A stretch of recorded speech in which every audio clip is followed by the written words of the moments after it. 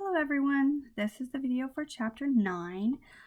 If you look on Blackboard, you will see that chapter 9 has two parts, but I'm going to try to put it all together in one video the best way I can. And I got a little bit carried away with chapter 8, but I'm going to try not to do that with chapter 9 since there's so much information. But when you finish chapter 8, Thomas Jefferson had just been elected president, very controversially with the whole way that president was elected. But now Jefferson's coming in as president, and his particular style of politics is called Jeffersonian democracy, and his followers and his party became known as the Jeffersonians. Not that he actually called himself that, but that's what they were called. And if you remember, Jefferson kind of wants to do away with a strong federal government, a large, strong federal government. He wants a smaller federal government. He wants it to be based on farming and have an agrarian society. He wants states' rights to be more important than federal rights.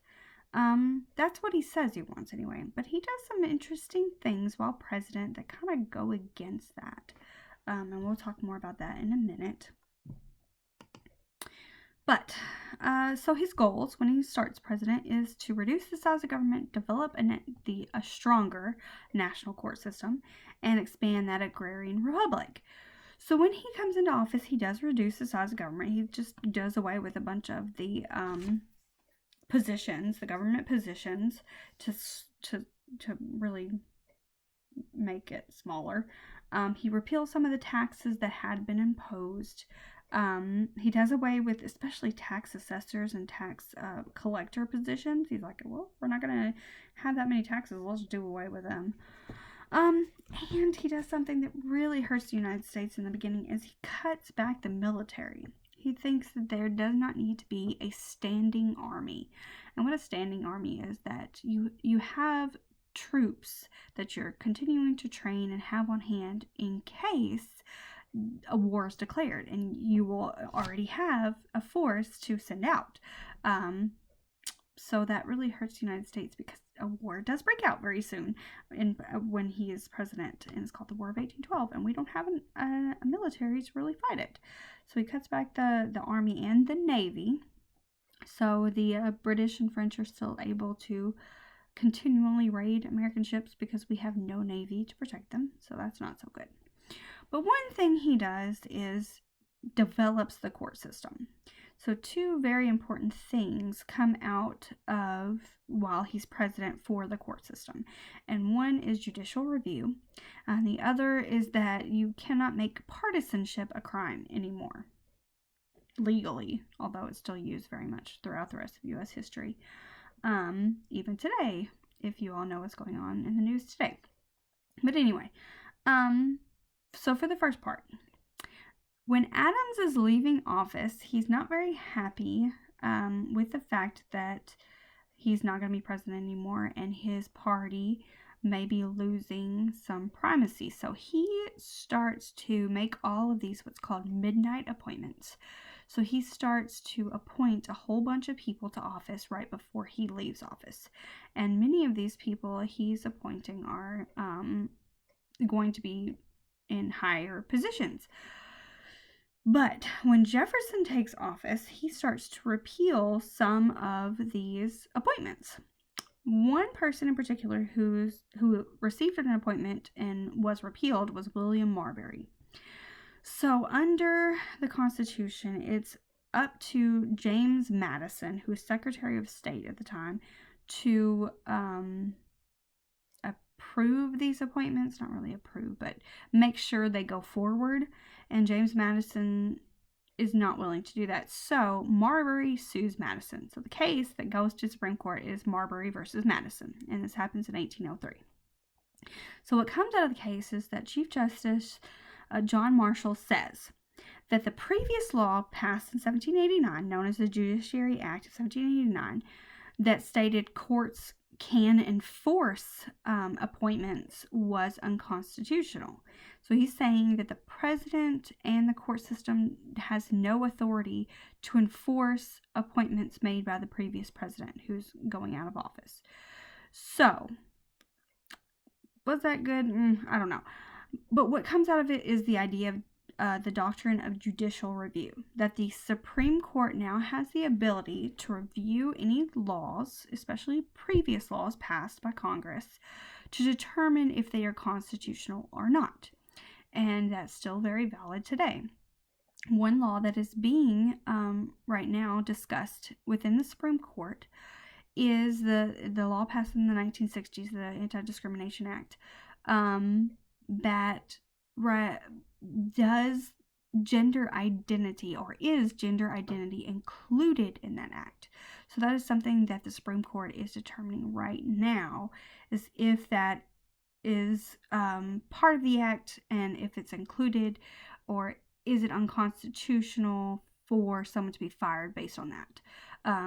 So yeah, still very important. The doctrine of judicial review means that even laws passed by Congress can be overturned eventually.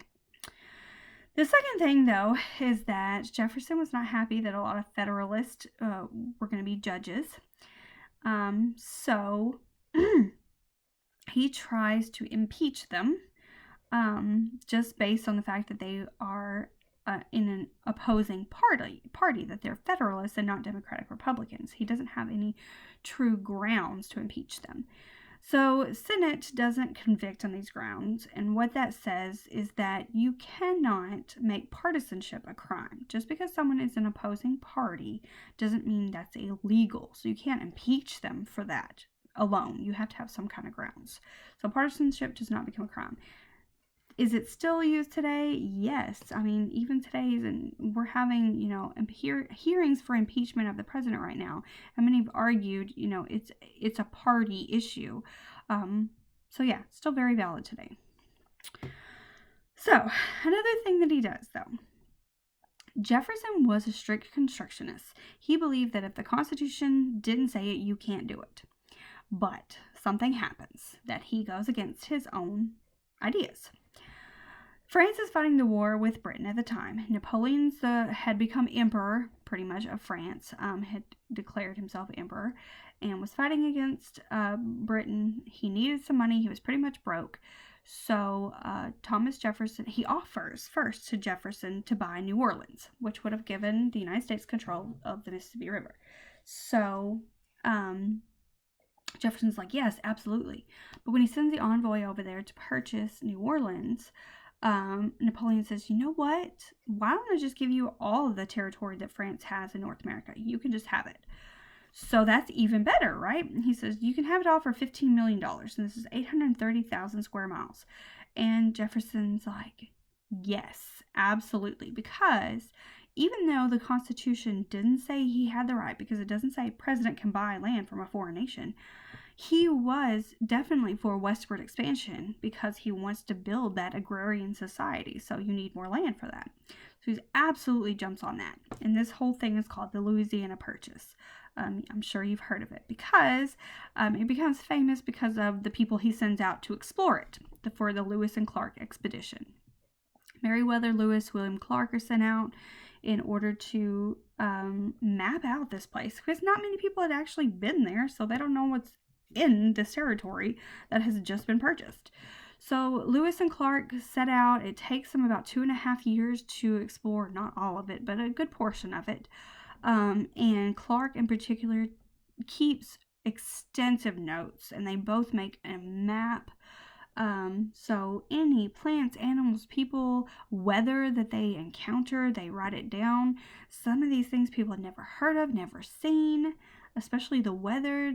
No one ever knew what kind of stuff existed over there. They received help from Sacagawea, who was a Shoshone woman who had learned French and English, and of course other native languages. So she was their interpreter, their guide, their help, so on and so forth, and she's very famous for that. It was because of her that they really were able to go on this expedition and complete it, because they did run into natives who were not happy to see them, who hadn't had very good experiences with, European people. So were trying to kill them. So with her help, they made it and brought all of this information back to Washington. And because of that, it spurred more and more settlement westward because now people had a map. They kind of knew what to expect when they got out there. They were looking for that fabled Northwest Passage, which is a quick way to get from the Atlantic Ocean to the Pacific Ocean. Doesn't exist, never has been found because there is not one. But that's what they were looking for, but they realized quickly there's no quick way, really, waterway or system to get quickly across there. Not until the Transcontinental Railroad is created is there a quick way to get from one end of the country to the other. But even before this, when Adams was president, they had passed the Land Act of 1800, which opened up all this land and ability to buy land. They made the parcels of land smaller so you didn't have to buy such a large tract of land, so more and more people could buy land, made it cheaper to do so. And this was expanded under Jefferson, especially now with the Louisiana Purchase, because you have much more land to open up and people go by. But now you have all these settlers moving westward, and there are people living there, Native Americans, and they're not too happy with all these people coming into their territory. You know, they've already been pushed across the Mississippi River, and now the white people are coming across the Mississippi River too. So there's another movement that starts to proliferate. It's called the Revitalization Movement. It was led by Tecumseh and the Prophet. The prophet's name was Tenskwatawa or Tenskwatawa. But what they were trying to do was just do away with all of these ways, all of these lifestyles that they had adopted from the white people, from the Europeans and now Americans. They wanted to go back to the old ways of doing things, especially to give up things, the Western style of dress, to go back to traditional dressing styles, their languages, take that back, up again and stop speaking English so much, or other languages. Give up whiskey. That was one in particular because I think I've mentioned this before, that Native Americans have a very low tolerance for alcohol.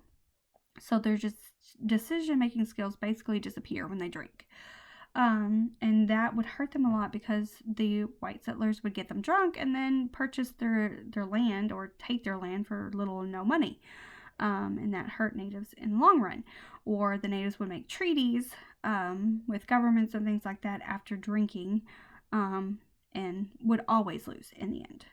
So they said, we got to do away with whiskey. But another thing that they really hurt them is they wanted to do away with guns, not use guns so much, but you can't really take, bows and arrows to a gunfight. So that did hurt them a little bit when they gave up guns, or tried to anyway. But the prophet, Tenskwatawa, he was the peaceful side of it, and then Tecumseh was more the, confrontational part of the movement. But they did try to set up a town on what was the western border then, which would be in modern-day Indiana. It was called Prophetstown, and they thought if they set up this town and these other towns along that border, that it would prevent white settlers from moving into that territory. It didn't, and later Prophetstown is burned to the ground by some of these settlers, and some of the troops as well. But that was their goal, their idea. At the same time this is going on, Jefferson wins re-election in 1804. Federalists once again lose badly. And here's where the Aaron Burr, Alexander Hamilton issue comes in again. So Aaron Burr decides that he wants to run for governor of New York. Alexander Hamilton, who had thwarted, his position as president, hears about this, and he decides to run for not president, but governor of New York. And he wins. So he once again thwarts Aaron Burr from getting a position that he ran for.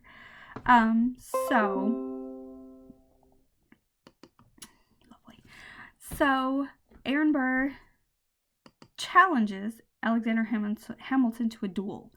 He is tired of Hamilton, messing up his life.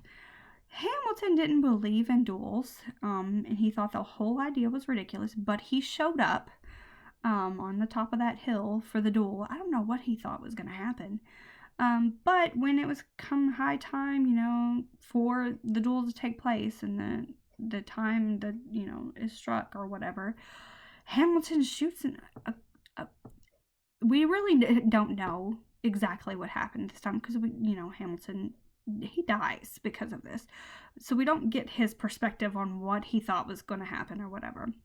But from others there, Hamilton shoots into the air instead of shooting at Burr. But Burr shoots Hamilton. He shoots at Hamilton and kills him. Hamilton dies because of this duel. But Aaron Burr loses all respect pretty much, because people in the United States at this time have come under the understanding that this is vigilantism. You need to solve things by your intellect, by doing things legally. That's the way they're supposed to be going. So duels were already outlawed, so that's another thing. Both of them took part in an illegal duel, but it shouldn't be happening anymore. And Aaron Burr was put on the trial of the century, and this trial has received kind of confusing reports. He was convicted, but later it was pardoned or done away with. I don't know what happened, but what happens is he has to leave the United States for a while. He has to go to Europe. He eventually does come back to the U.S., but he's never able to gain any more prominence in society. He has to kind of remain a low profile. So yeah, that's what happens with the duel. And who knows what would have happened if Hamilton had become governor of New York, and so on and so forth. Okay, so other things. There's still going on, war between France and Britain. United States is neutral, or supposed to be at this time, but neither one, France and Britain, are not paying attention to that, and they're raiding U.S. ships, and all this stuff is going on. And U.S. ships are being attacked, and stuff is being stolen, and all this other stuff. So Jefferson decides that since they're not listening to us, we're going to try to hurt them. So he issues the Embargo Act of 1807. And what this act says is that United States ships cannot trade with anybody in Europe. Not just France and Britain, but nobody. So this effectively, pretty much demolishes the United States economy, because we were too dependent on trade with foreign countries at that point. So when he issued that decree was made that no trading with any foreign countries, then we had no trade, and it was horrible. It was a disaster, because we didn't deprive France or Britain, because they were still trading with others. So we didn't really hurt them in the long run. We just hurt ourselves, so it didn't do great. And then he never admitted that what he did was wrong or anything like that, and that led to the election of 1808, where that was a huge issue. And so he loses. He decides not to run again, because of what was going on. If he had ran, it would have been his third term anyway. So he nominates James Madison, though, to take over, and James Madison wins. And his first order of business, of course, was to repeal that horrible Embargo Act, luckily. But he did pass the Non-Intercourse Act, which said that they would not trade with France or Britain until they respected the neutrality of the United States. And only then would we start trading with them. So France, who really needs an ally at this point, decides to go ahead, and they apologize and all this stuff, and so we start trading with France again. And in the West, Britain's still there, and they're still stirring up trouble. This is carried over from chapter 8. So they're part of that whole Tecumseh and the Prophet movement. And so yeah, we're at this point, the United States is pretty upset with Britain, because they are definitely ignoring us, and they're causing problems within the U.S. So with the help of others called the War Hawks, James Madison gets Congress to declare war on Britain on June 1st, 1812. So this is called that War of 1812. It lasts for more than 1 year, but it's called the War of 1812. And we go to war with Britain. So what comes out of this war? Or why did we go to war? They were ignoring us. They were still impressing, U.S. sailors into their military to use against France, and then use against us. And because other things were happening, or fighting with the Native Americans, and Napoleon was using us against the British, because he thought, now if the British goes to war with United States, they don't have as much time, energy, money, focus to go against France. So in the war, at the beginning of the war, it doesn't go how we want it to, because we had this crazy idea that we were going to invade and take over Canada. That never pans out, but that was the goal. One thing we didn't do is we didn't go through their major trade alliance, which was the St. Lawrence River at the time, which probably would have cut down trade in Canada. But we said instead split into 3 different forces, which we didn't have enough troops to do that, because under Jefferson we had, cut down the military, so we didn't have that many troops. So we didn't do so good in the beginning. We did finally take over Lake Erie, and that allowed us to control pretty much the Great Lakes region, which was good for the war effort. That was what's happening in the north.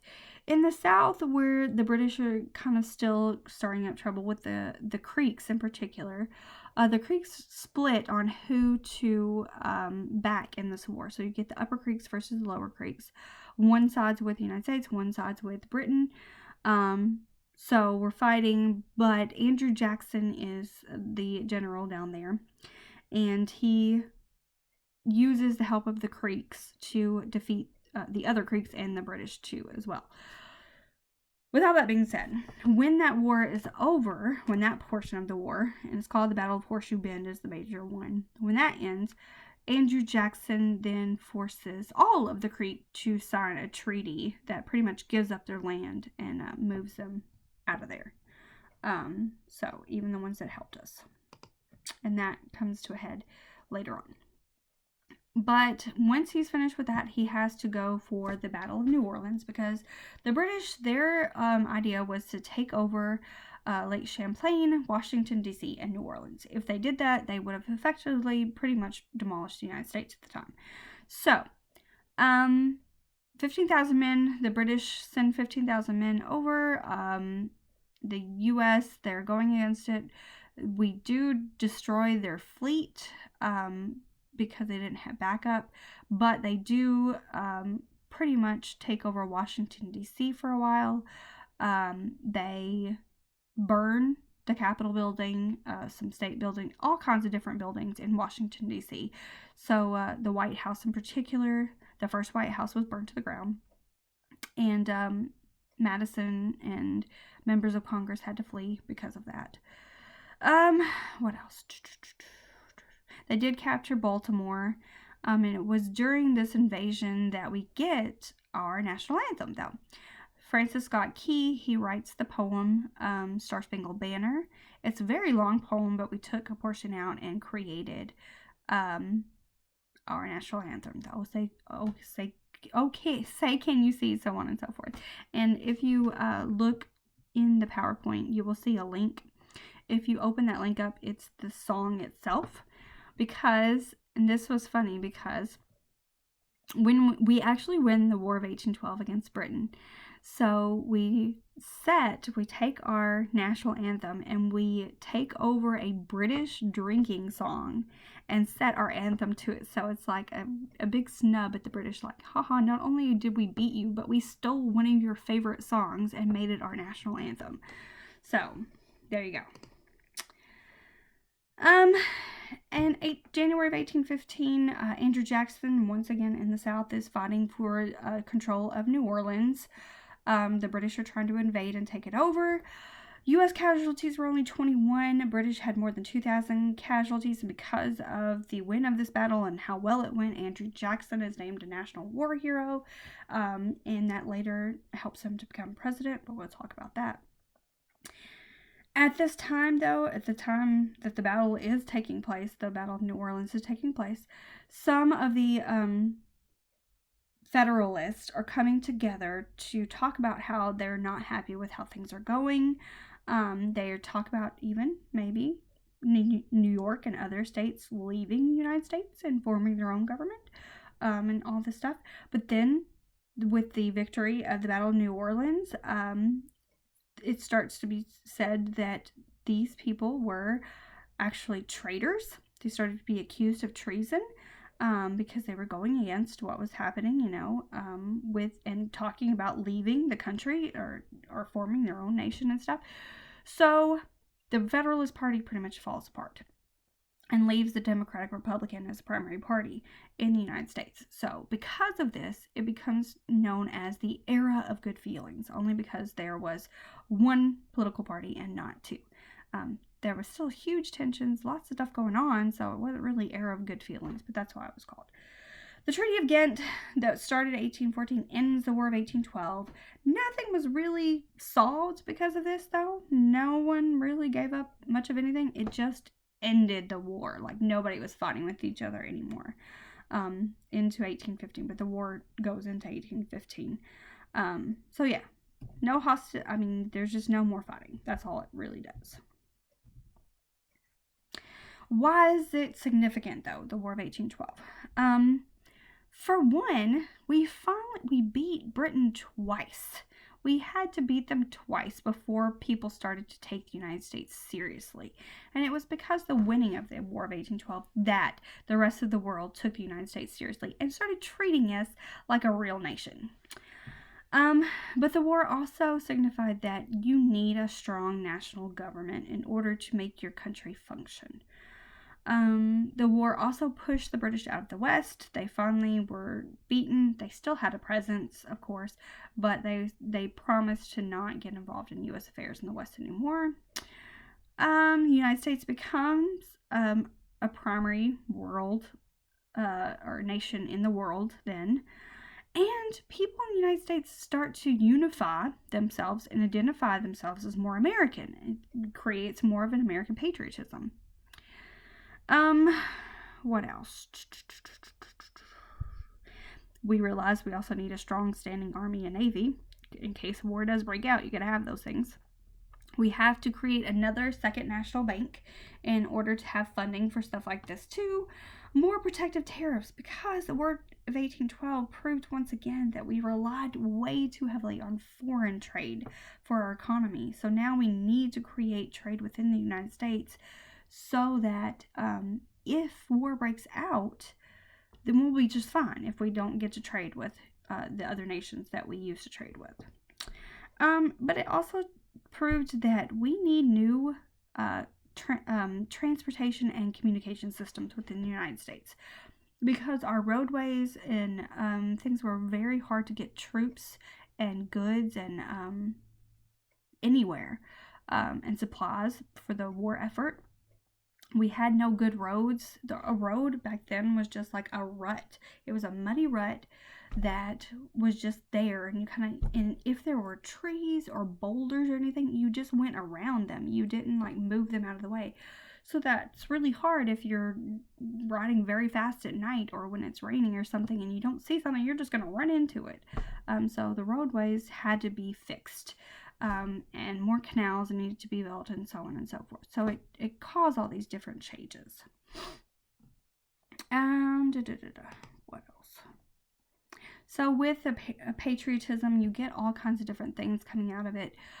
We created our own dictionary. Noah Webster created the American Dictionary, added truly American words like skunk and squash and other things, changed spellings to more American spellings.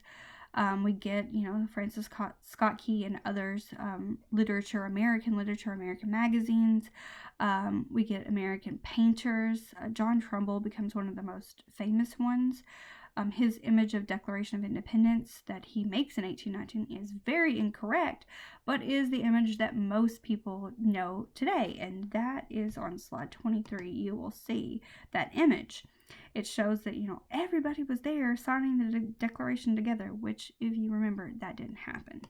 But still, architecture, Thomas Jefferson in particular starts to copy the Roman, Republican Rome architecture, and it becomes known as neoclassicism. A lot of the government buildings that you have seen, that is the neoclassicist. Most of them were designed by Pierre Lafont, who is a French architect. And slide, 24 is kind of a picture of that. They had the Roman columns, archways, things like that, the domes. That was that neoclassicist style. And that was part 1. Part 2 really talks about the changes that take place after War of 1812, and it's known as the Market Revolution, because we realized, we do need a U.S. market system so that we don't rely so much on trade outside the United States, and it was called the American system. One of the things that come out of it are those internal improvements like roads and canals. We get more secure economic institutions, especially banks. And U.S. economic interests are tried to solidify through high tariffs. So we promote more American goods and services than foreign goods and services. The Second Bank of the United States is created. That tariff is passed called a protective tariff. It taxes incoming goods at 25%. Not all states were happy with that, though, because some relied heavily on foreign goods. You get other things coming out of it that you guys can read about. I'm going to try to go through this for you. But there is something that happens that doesn't really make a lot of change at the time. It's called the Monroe Doctrine. And it was pushed forth. James Monroe's name is added to it, but it was James Madison who really advocates for it. But anyway, the Monroe Doctrine, when James Monroe becomes president, that doctrine is pushed forward, so it's called the Monroe Doctrine.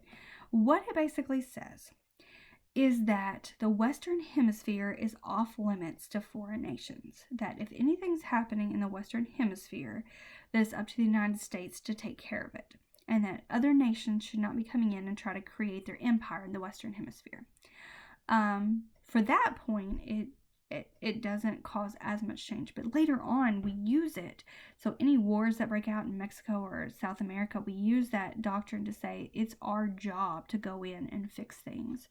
And then Teddy Roosevelt later adds his own Roosevelt corollary to it to say we are the police force of the Western Hemisphere. Not actually correct, but it causes later on different issues. So with the Market Revolution, we do have 4 eras of transportation changes. Turnpikes, canals, steamboats, and railroads all created. For the most part, the canal era, the creation of the Erie Canal really sets up New York to be a primary state and New York City to be the primary city of the United States for the long time. And other states start to copy that as well to help themselves out. But what the Erie Canal does is it finally sets up this place that now the Atlantic, from the Atlantic Ocean to the Great Lakes region and beyond, we have a better transportation system of people, of goods. The cost goes down, so it's cheaper now to transport people and goods. So we have this ability to go back and forth quicker. And that helps everyone out, not just New York. The roadways finally do get better. They start to, actually cut down and remove trees and boulders and other things and create roads that they maintain, especially the turnpikes, the places that put turnpikes. That's a toll, like a tax you pay to use the road. Even today, states still use that. If you go to like Boston or even in Florida, I was just recently in Florida, and you have to pay tolls on some roads. That's how they are supposed to pay for the improvements they do to roads. Not that they always do, because everywhere has got potholes and things. The steamboats also made things much better. With the steamboats, the steam engine was created, so that means now your ships can go much faster. That means you can get goods and people to places much quicker than you could before.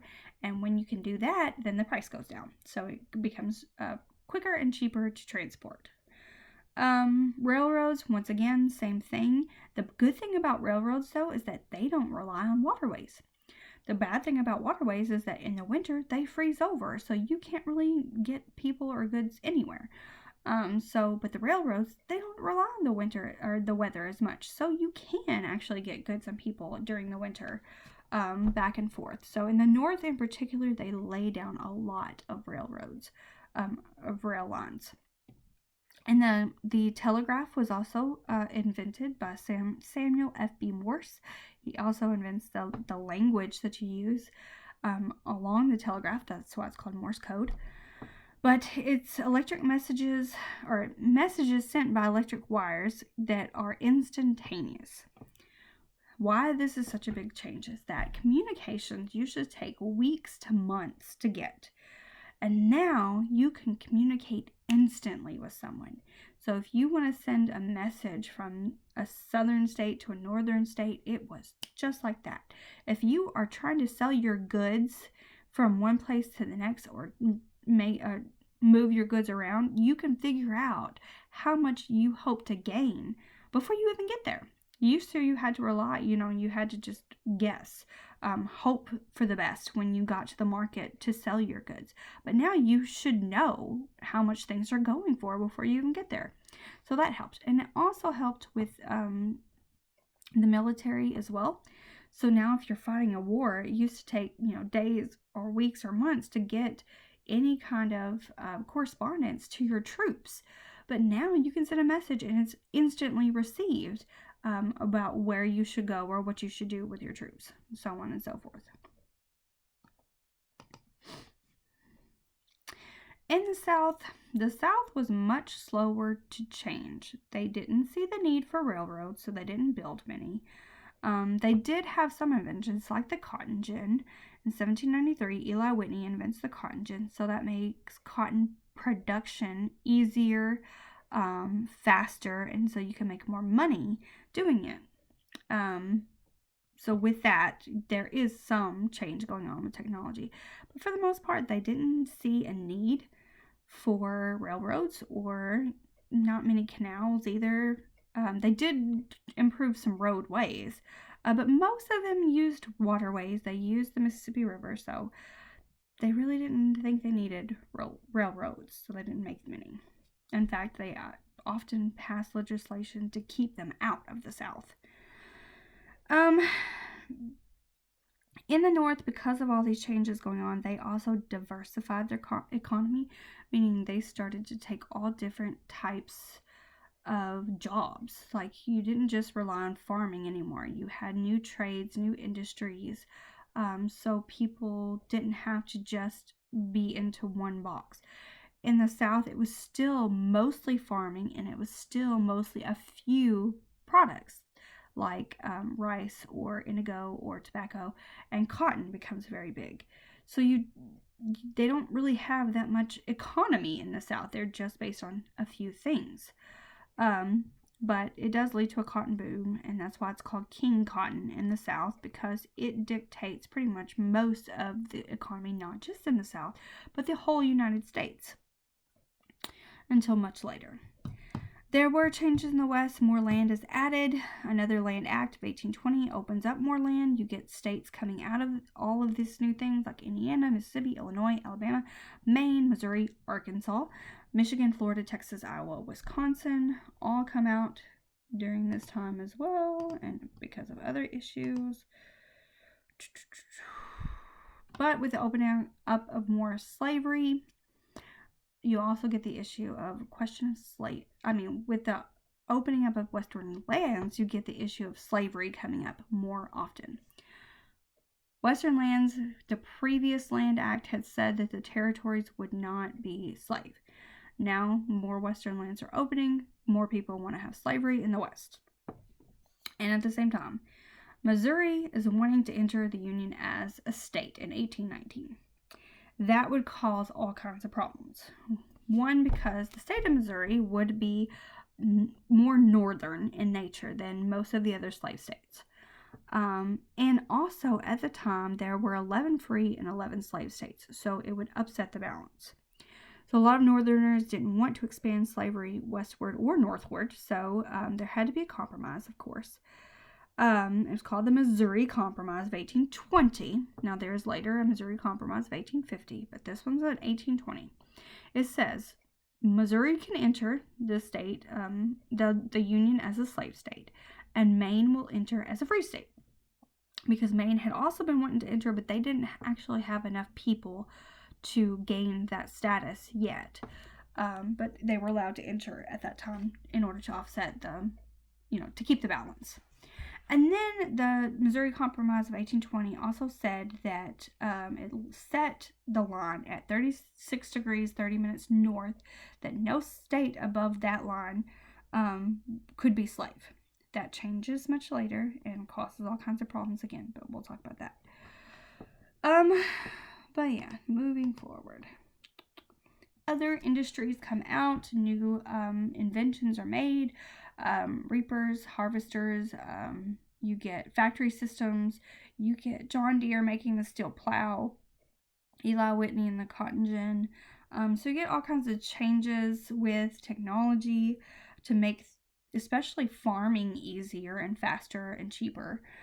But others, because of these creations, you get the factory system, industrialization, because you want to make these new things much faster. You start to build or put into one building the ability to create these things, because before the products were made in multiple locations and then eventually brought together to create the final product. But now they start to put everything in one building. And it starts with the textile industry as the major one, because you can bring your raw cotton in, make it into cloth, spin that cloth into clothing or material to make clothing or towels or whatever. So everything's kind of done in one building from now on. And this is called the putting out, or that was the putting out system. Now this is the factory system. Francis Lowell with the textile industry is one of the first ones. Lots of things come out of that system. It's called the Lowell system. It put more women and immigrants to work, caused a lot of problems in the end though, because most of the time factory owners controlled the entire lives of their workers. And women started to go to work, children started to go to work, there were no protections, so on and so forth. They were paid very, very little for long hours of work. So there are movements that come out of it too, but it leads to more cities growing, harms the environment in some way, because there's a lot of deforestation, a lot of pollution that takes place in the air and in the waterways, different things, because more people are coming, more immigrants are coming to the United States. You get other problems happening because most of the immigrants coming in now are Catholic, and a lot of the people in the United States are Protestant. So you get this kind of Catholic versus Protestant mentality, and that sets up some problems that go along the way. You do get protest movements and stuff coming, though not just, some were good to protest for better, wages and working conditions and child labor laws and all kinds of stuff like that. Some were not so good because they were very anti-immigrant in nature. Just went against immigrants because a lot of them drink alcohol. So the temperance movement, although started out to kind of cut down on the problems that alcohol presents, like not the inability to work or function in society. And sometimes the women in particular would say that when men drink, they usually beat their wives and children. So they wanted to cut down on that. But they also were doing the temperance movement because of the Irish and Germans coming in who drank alcohol. The Germans in particular brought beer and things in the breweries and stuff like that. So it was very anti-immigrant in nature. But a lot of the movements did try for better conditions. You get the rise of the middle class, and because of that, it is mostly middle class women that are behind a lot of these movements, because they have the free time now and the ability to work on those movements. The Second Great Awakening happens in result of a lot of this. More and more Catholics coming in, so it's largely a Protestant movement, but also because at the time you're having more people talking about abolition, the abolishment of slavery, and because of that you're getting more and more of a free black population. But just because a lot of Northerners are against slavery, that doesn't mean they're not racist, because they are very much racist. They don't actually want free blacks attending the same churches, restaurants, so on and so forth. So a lot of the free black population at the time, called the Free People of Color, started to create their own churches and restaurants and so on. So a lot of the Second Great Awakening is also the creation of churches for African Americans. Other people who were just not happy with what was all these changes going on in the United States, some of them were the Transcendentalists. They said that humans just don't have the ability to understand what's actually happening or what's important in the world. So that in order to do that, you must transcend society. So those were Transcendentalists. Some of the famous ones were Ralph Waldo Emerson and Henry David Thoreau. They talked they were very social reformers. They talked about social reform. They talked about ending slavery. They talked about nature and all these other things. Many of them spoke in the Lyceum Circuit. A lot of people, preachers and everything, used the Lyceum Circuit, which was mostly using railroads and other transportation systems to travel around the country and give speeches or sermons or so on and so forth. Just spread your ideas, basically. Others just wanted to create what's called perfect or utopian societies away from what else was going on. Today, most of them we would call cults because they were very cult-like in nature. But they went, and usually they had one person or group of people that controlled the entire community. They had some very interesting ones, and Oneida, New York was one of the most famous. It was led by John Humphrey Noyes. And he set up his community. They had very open social, sexual mores. There was not any marriage systems that you could sleep with whoever you wanted to. The whole community was responsible for raising children, and all of the labor was responsible. Everyone was responsible for it. But it was still under his eye, and you could be punished in his community and other communities for not following the rules. So it was very cult-like in nature. But there were over 100 utopian communities set up within that 30 years, from 1820s to 1850s. At the same time, you have other changes within religion. One aspect of Christianity comes out of it, the Church of Jesus Christ of Latter-day Saints, that we know as Mormons today. Joseph Smith had been a Protestant. He was not happy with what was going on with Protestantism.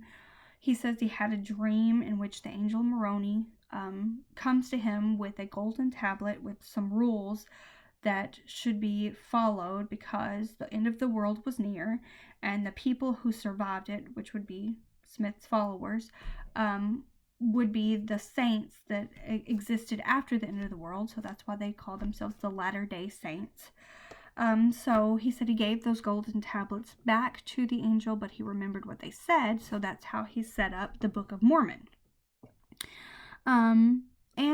But with this religion, the one major controversial aspect of it was that men were allowed to marry as many wives as they wanted to. So polygamy was a big thing within Mormonism. It caused a lot of persecution, and because of that, Smith had to uproot his members from Ohio to Missouri and going to Illinois. He even set up a community in Illinois, but he was killed for these beliefs and for the problems that were happening. So Brigham Young ends up taking over the Mormons and moving them to what later becomes Utah. So he sets up the city of Salt Lake City and Utah in general, and it becomes a stopping point for westward travelers and all this other stuff. The reason he went there, though, is that at the time it was part of Mexico. It was not part of the United States, so he thought that would be safe. But later we fight the Mexican-American War and gain that territory of Utah, and all kinds of stuff happens. But still very prominent today in Utah, especially there's an entire university called Brigham Young University. You may have heard of it. And all that was set up by the Mormons. And I've already talked about this, but female reformers were happening at this because of all the stuff going on. Temperance movement was one that started. The American Temperance Society was formed. They were advocating for other things, though, not just but temperance itself is the reduction of the sale and usage of alcohol, and creation of alcohol too. Not necessarily prohibition yet, but it does lead into the prohibition movement, but we don't get to that in this class. They also advocated for education. They wanted to have an educated population. This takes off in the North. Not so well at first because with the factory system, children go to work and parents want their children to work to get more money. So you can't have compulsory education when children are being forced to work. So only when child labor laws come into play does education really take off. You get other reform movements, prison in particular. Dorothea Dix was behind a lot of that abolition movement as well. The women's rights movement picks up. The women's rights and abolition movement kind of come out of each other. A lot of women were proponents of the abolition of slavery because they thought it was wrong to treat people as slaves. But then they started to realize we're advocating for to the end of slavery and for these people to gain rights. But we don't even have these rights either. And one of them in particular, of course, was the right to vote. So the movement kind of splits where you have those who are advocating for both abolition and women's rights, and then those who just want to advocate for women's rights. So you kind of get the split between the two groups. Some of the prominent members were Angelina and Sarah Gimke, Lydia Marie Child, Maria Chapman, Lucretia Mott, Elizabeth Cady Stanton was one of the prominent ones, Catherine Beecher. A lot of these women really pushed forward abolition and women's rights. The Seneca Falls Convention was very famous because in this convention, Elizabeth Cady Stanton gives a speech known as the Declaration of Sentiments, in which it was the first public calling that women should have the right to vote. And that's kind of where the women's suffrage movement picks up and takes off. But not until, the 19th Amendment do we actually get that. And that happens in 1920, which next year is the centennial of that. Anyway, so, and that was chapter 9, pretty much. So you get a lot of stuff happening. But one thing you'll see is the abolition movement really picking up the idea that slavery should end overall. And that leads us into other stuff going on in chapter 10. So see you for chapter 10.